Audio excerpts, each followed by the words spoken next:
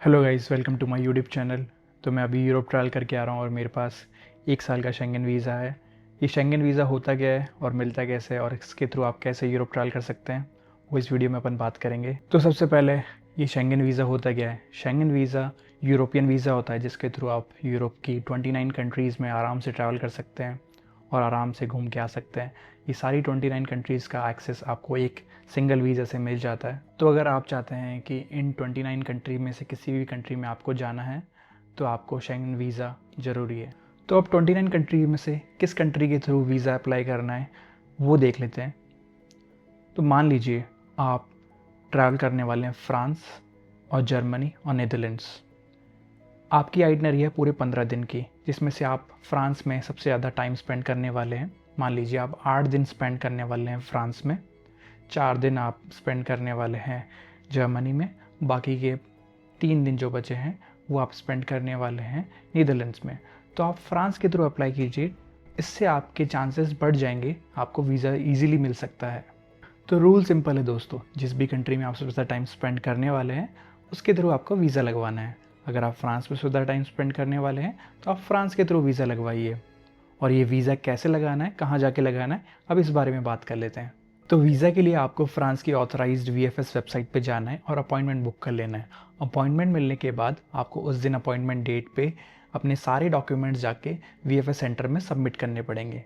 Submit करने के बाद एम्बेसी डिसीजन लेगी कि आपको वीज़ा देना या नहीं देना, आपको वीज़ा के चांसेस कैसे बढ़ाने हैं और किन किन बातों का ध्यान रखना है, इसके अलावा कौन कौन से डॉक्यूमेंट सबमिट करने हैं, वो चलिए वो अभी हम देख लेते हैं। सबसे पहला डॉक्यूमेंट चाहिए होता है वो है पासपोर्ट। आपके पास एक वैलिड पासपोर्ट होना चाहिए और पासपोर्ट ये नहीं हो कि वो एक्सपायर होने वाला है, तो इसमें एटलीस्ट 3 मंथ से ऊपर की वैलिडिटी होनी चाहिए, प्लस उसमें 2 ब्लैंक पेजेस होने चाहिए।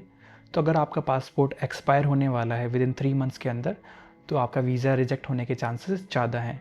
अगर आपके पास पासपोर्ट के अंदर की वैलिडिटी बहुत ज़्यादा है तो आप आराम से वीज़ा के लिए अप्लाई कर सकते हैं।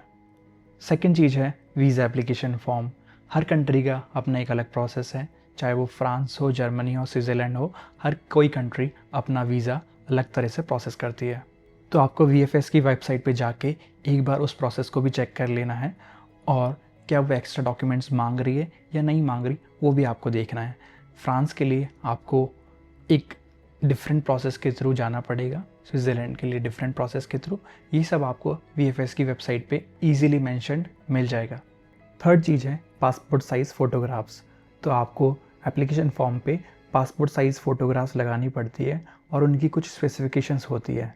तो आपको इसके लिए क्या करना है, किसी भी फ़ोटो स्टूडियो पे जाना है और उनको कहना है कि शेंगन वीज़ा फ़ोटो चाहिए, तो वो उसी तरह से आपको खींच के और बना के दे देंगे।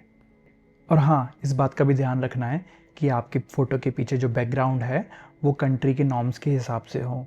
हर कंट्री का अपना एक पर्टिकुलर बैकग्राउंड मांगती है वो आपके फ़ोटो के पीछे, तो उस चीज़ का भी आपको खास ख्याल रखना है। तो गाइस, चौथी सबसे इम्पॉर्टेंट चीज़ आ जाती है कवर लेटर। कवर लेटर के बेसिस पे डिसाइड होता है कि आपको वीज़ा मिलेगा या नहीं मिलेगा। इस कवर लेटर में आपको मेंशन करना पड़ता है कि आप कौन हैं, आपका ट्रैवलिंग का पर्पस क्या है, आप किन किन तारीख के लिए जा रहे हैं। आपको डेट्स मेंशन करनी पड़ती है कि इस डेट से लेके इस डेट तक आप जा रहे हैं, आप कौन कौन सी कंट्रीज़ विज़िट कर चुके हैं, आपके साथ कौन कौन जाने वाला है, और आपकी आइटनरी। आइटनरी के बारे में बात कर लेते हैं। ये आइटनरी बहुत इंपॉर्टेंट होती है। इसमें आपको मेंशन करना पड़ता है कि आप किस किस कंट्री को कौन कौन सी डेट्स को विज़िट करने वाले हैं और आपका अकोमोडेशन क्या रहेगा उन कंट्रीज़ के अंदर, और आप कौन कौन सी जगह विज़िट करने वाले हैं जब आप वहाँ जाएंगे। गाइस, मेक श्योर करना कि आप कोई भी डेट मिस नहीं करो अपनी आइटनरी की। फिफ्थ इंपॉर्टेंट चीज़ आती है वो है फ़्लाइट रिजर्वेशंस।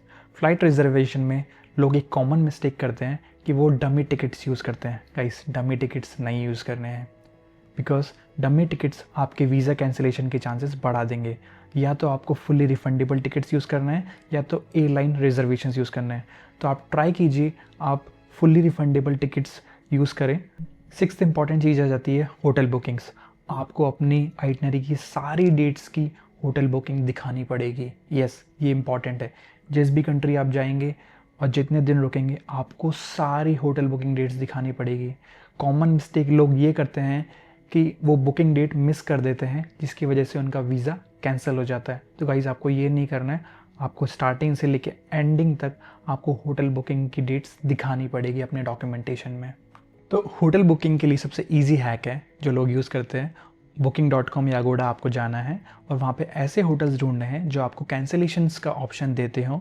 इससे क्या होगा, आपके पैसे नहीं लगेंगे। मान लीजिए आपका वीज़ा नहीं लगता है तो आप आगे चुपचाप उन होटल्स को कैंसिल कर सकते हैं और अपने पैसे बचा सकते हैं।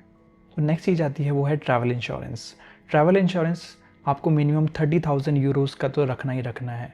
तो आप ट्रैवल इंश्योरेंस कहाँ से ले सकते हैं? पॉलिसी बाज़ार या फिर ICICI लॉम्बार्ड से। आपको 1000 से 3000 में आपको ट्रैवल इंश्योरेंस मिल जाएगा। जस्ट इन केस आपको शेंगन कंट्री में कुछ हो जाता है या कुछ मिसहैपनिंग होती है तो आप वो ट्रैवल इंश्योरेंस ईजिली क्लेम कर सकते हैं। नेक्स्ट चीज़ आ जाती है एक्टिव बैंक स्टेटमेंट।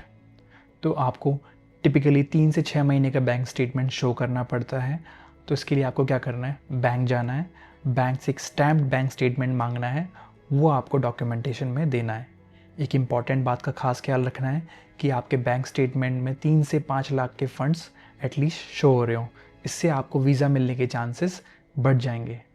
नेक्स्ट चीज़ जो आती है वो है salary slip and employment letter या NOC। तो सैलरी स्लिप के लिए आपको कुछ नहीं करना, अपने HR पोर्टल पे जाना है, अपनी 6 महीने की सैलरी स्लिप डाउनलोड करनी है और डॉक्यूमेंटेशन में लगा देनी है। अपने एम्प्लॉयमेंट लेटर या NOC के लिए आपको अपने HR के पास जाना है और अपनी लीव्स अप्रूव करवा लेनी है।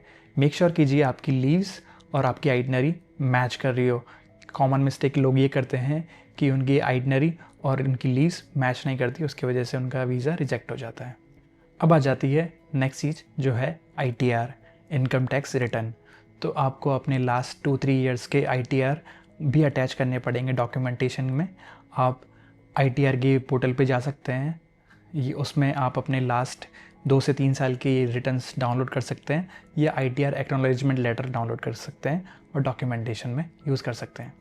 नेक्स्ट चीज़ जो आती है वो है previous visas and travel history. तो आपको जितने भी आपके पास वीज़ा हैं अपने पासपोर्ट के अंदर, उनकी सबकी फ़ोटोकॉपी निकलवानी है और अपने डॉक्यूमेंटेशन में अटैच कर देनी है। ये लोग बहुत देखते हैं आपके पास पुराने कौन कौन सी कंट्रीज़ के वीज़ा रहे हैं और कौन कौन से वीज़ा आपके पास एक्टिव हैं, तो उससे आपको वीज़ा मिलने के चांसेस बढ़ जाते हैं।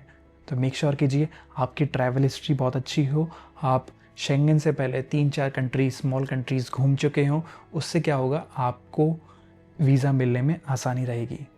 लास्ट जो डॉक्यूमेंटेशंस बचे वो है pan card and Aadhaar card. आपको इन दोनों की फ़ोटोकॉपी निकलवा लेनी है और अपने डॉक्यूमेंटेशन में अटैच कर देनी है। मैंने आपको जितने भी डॉक्यूमेंट्स बताए हैं सारे, आपको इन सब की फ़ोटोकॉपीज़ निकलवानी है और अपने डॉक्यूमेंटेशन में अटैच करनी है। एंड जिस दिन आपकी अपॉइंटमेंट डेट होगी, आपको इन सभी डॉक्यूमेंट्स को ले जाके VFS सेंटर में सबमिट कर देना है।